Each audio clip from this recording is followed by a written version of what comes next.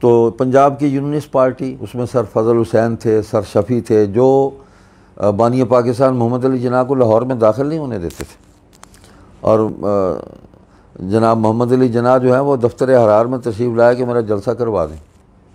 چنانچہ مجلس حرار نے ان کا جلسہ کروایا، 500 رضاکار دیے اور باقی لوگوں کو کہا کہ اس میں جلسے میں شامل ہو، رضاکاروں نے انتظام کیا۔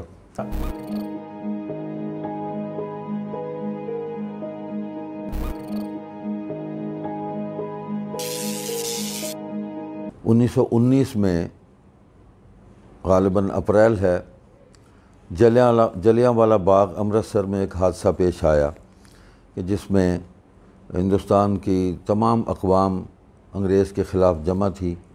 اس میں ہندو، سکھ، مسلمان اور دیگر جو بھی قومی شعبے تھے، سب سے تعلق رکھنے والے لوگ اس میں جمع تھے۔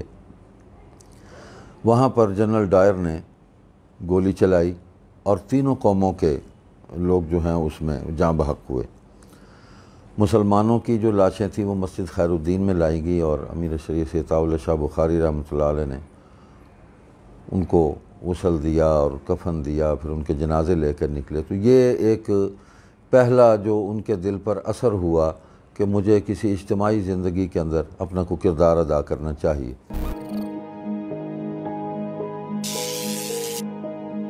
امرتسر میں مرزا بشیر الدین نے ایک جلسہ کیا بندے ماترم ہال میں، اور اس میں ان کا پرانا ایک سٹائل ہے کہ وہ مسلمانوں کے مختلف شعبوں سے تعلق رکھنے والے لوگوں کو بلانا اور اپنے آپ کو مسلمانوں میں شامل کرنا اور ایک عجیب و غریب منظر پیش کر کے اپنی تبلیغی سرگرمیوں کو آگے بڑھانا۔ تو وہاں جلسہ رکھا، مرزا بشیر الدین کی تقریر تھی، تو مولانا ثناء اللہ امرتسری رحمۃ اللہ علیہ جو اہل حدیث مسلک کے بہت بڑے آدمی تھے، مرزا قادیانی کے دور کے آدمی تھے، شاہ جی سے ملے، اسٹیشن پر ملاقات ہوئی۔ انہوں نے کہا کہ اس طرح وہ جلسہ کر رہا ہے فلاں تاریخ کو، اپریل 1920، تو آپ بندے ماترم حال پہنچے، میں مسجد خیر الدین وہاں کھڑا ہوتا ہوں، وہاں مورچہ لگاتا ہوں، وہاں جلسہ کرتا ہوں، آپ ان کے جلسے میں جائیں۔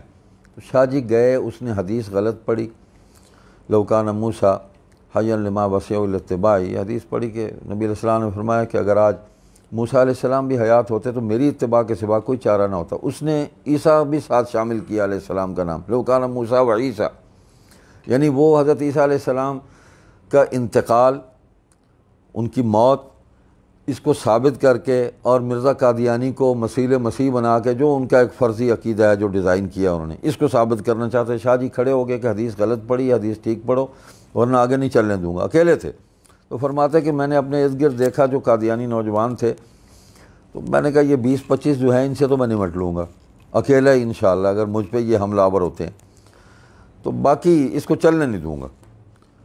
3 دفعہ اس نے حدیث پڑھی، 3 دفعہ غلط پڑھی۔ شاہ صاحب نے کہا حدیث ٹھیک پڑھو گے تو میں چلنے دوں گا۔ وہ اسٹیج چھوڑ کر بھاگ گیا۔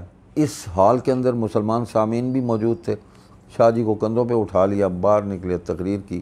تو یہ قادیانیت کے خلاف ان کا جو پہلا عوام کے اندر ایک مظاہرہ تھا، وہ 1920 میں مرزا بشیر الدین کو بھرے جلسے سے اس کو بھگانا۔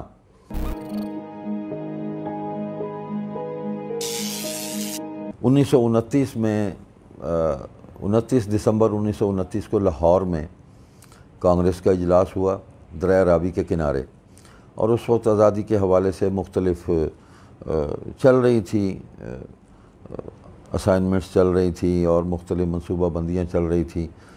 تو پنڈت جواہر لال نہرو نے ایک رپورٹ مرتب کی کہ ہمیں اس طرح کام کرنا چاہیے، اور ہمارے یہ طبقات ہیں جو اس وقت آزادی کی تحریک میں سرگرم عمل ہیں۔ اس رپورٹ کو قبول نہ کیا گیا کانگریس کے اسی اجلاس میں۔ تو اس میں یہ لوگ بھی گئے ہوئے تھے، چونکہ کانگریس کے ساتھ تعلق تھا آزادی کی تحریک کے حوالے سے، مولانا ابوالکلام آزاد بھی موجود تھے۔ تو نہرو رپورٹ کو دریائے راوی کے سپرد کر دیا گیا کہ اس کے نفاذ کی یا اس پر عمل درآمد کی اب کوئی گنجائش نہیں، ہمیں نیا کام کرنا چاہیے۔ تو کامل آزادی کا مطالبہ کہ انگریز جائے اور ہندوستان کو آزاد کر دے، یہ مطالبہ کیا گیا۔ اس میں تمام جتنی بھی جماعتیں تھیں وہ اس پہ متفق تھیں۔ تو وہیں یہ حضرات بھی موجود تھے، یہ اپنے کیمپ میں گئے، انہوں نے کہا کہ جی یہ ہو گیا کامل آزادی کا مطالبہ، ہم اس کے ساتھ ہیں، لیکن ہم اپنی جماعت قائم کریں گے، اور مجلس احرار اسلام ہند کے عنوان سے اس جماعت کو قائم کیا۔